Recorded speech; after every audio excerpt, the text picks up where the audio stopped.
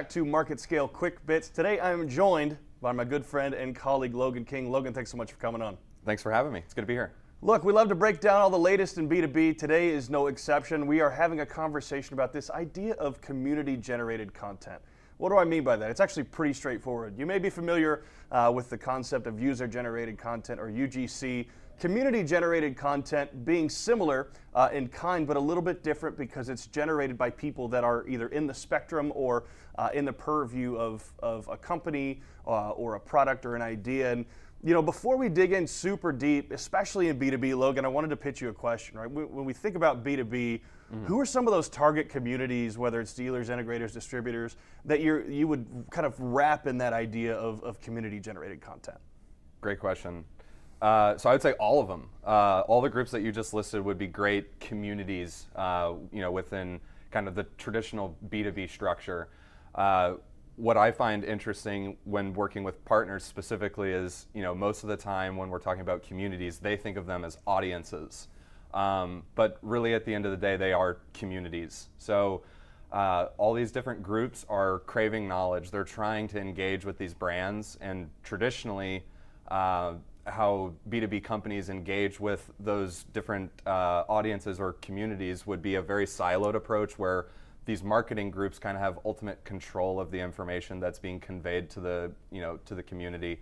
And what we're helping brands do is decentralize those efforts and allow the community to participate in the content creation and the media, sort of the media creation as well. So all the groups that you just listed, it's internal stakeholders of the company, it's partners, distributors, anybody that you engage with is a part of your community. Well, look, one of the things that we hear from time to time is, oh, my sales team, my partners won't create, won't engage, won't give us the time of day to send back a quick video clip. And my response to that usually is kind of the same. They're already doing it, right? People are already in their day-to-day lives creating content in a meaningful way, right? Whether it's their families, whether it's their kids' sporting events, whether it's a super proud grandpa who just got a Blackstone for Christmas creating TikTok and teaching videos. People at scale are already creating content, but how do you make that jump between, hey, I'm this person when I'm at home versus maybe, hey, I'm this engineer at work? How do you help bridge that gap with the community-generated content? Yeah, great question. So what I would say is I help folks realize their own potential. So folks will come in and they'll, they say, oh, I don't know how to film a video of myself, or I don't know how to do this or that, when really it's not that complicated. It's very simple. All you have to do is, set up a web camera or use your phone to catch a quick clip of something. As you said, folks are already doing it in their personal lives, and so it's almost just helping them realize that and think of it in the same way. It's not that they come into the office and then, at 8 o'clock, the things that they do in their personal lives are turned off and they're only working from 8 to 5, and then as soon as they leave, they get to go home and create again. Well, no, we want to bring that to their professional lives as well and replicate the things they're doing on Facebook, sharing their Blackstone videos when they get the new grill, but helping them realize that potential and show them how easy and fun it is to do it in the professional setting.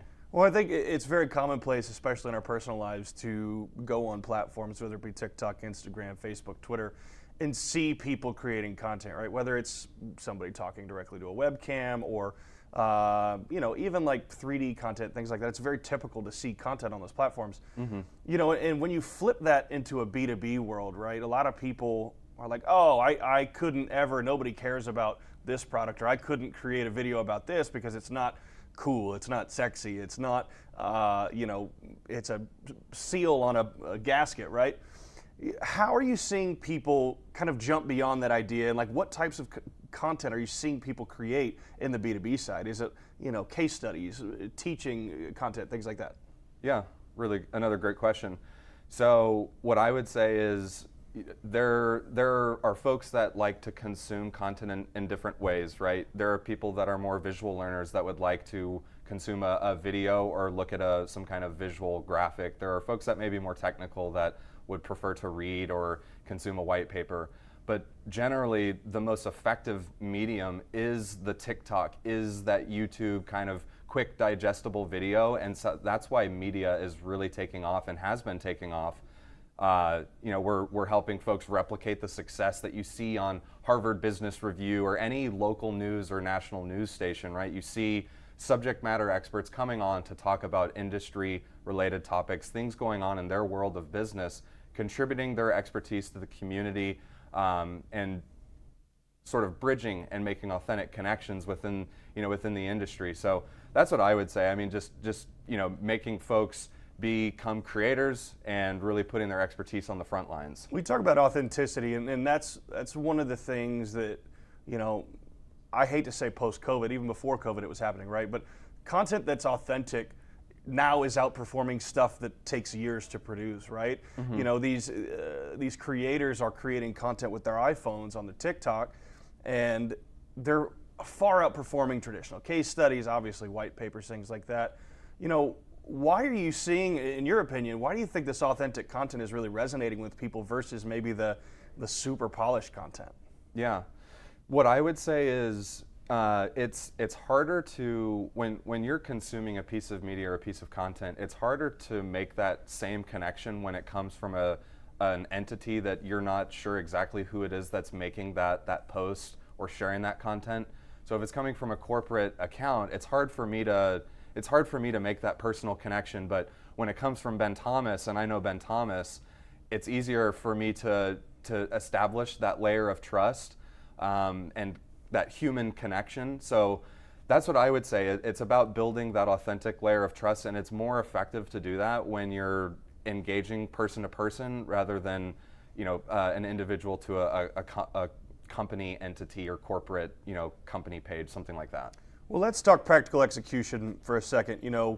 As a marketer, marketers have a million different responsibilities, a million different hats, and it can seem like content creation or community-generated content can be just an added hat, but it's actually designed to take weight off of their plate, right? Instead of being the what I'll call the explicit activator or having to literally go and grab content from people or set up content, you now are the conductor of an orchestra, right? You have a chance to send and request videos in a way that's far more scalable.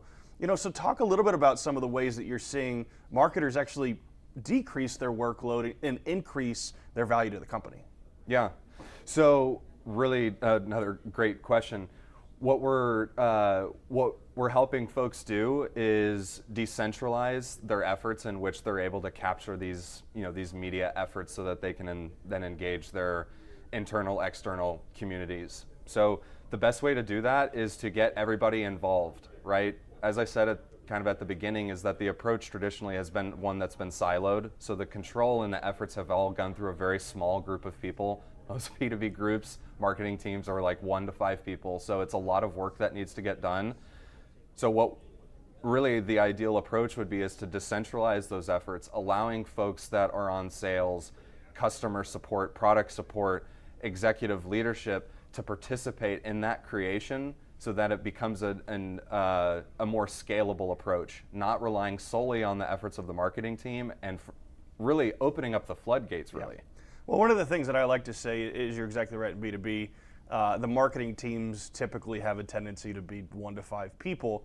Imagine if you could 1,000x that or even 100x it, right? And you already have those people in your ecosystem, right? Sales teams, customers, installers, integrators, distributors, manufacturers, those people already exist. Mm-hmm. Imagine now, instead of having to be a team of 5 with maybe a video editor and someone who's shooting content at trade shows, you now have 5,000 people creating content for you. Talk about that kind of scale and decentralization and how that actually impacts really the growth of the company. Yeah.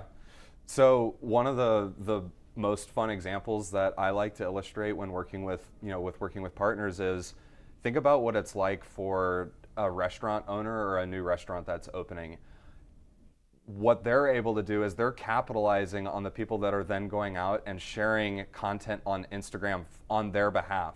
So they're creating fans of the brand and they're letting their customers do the marketing for them.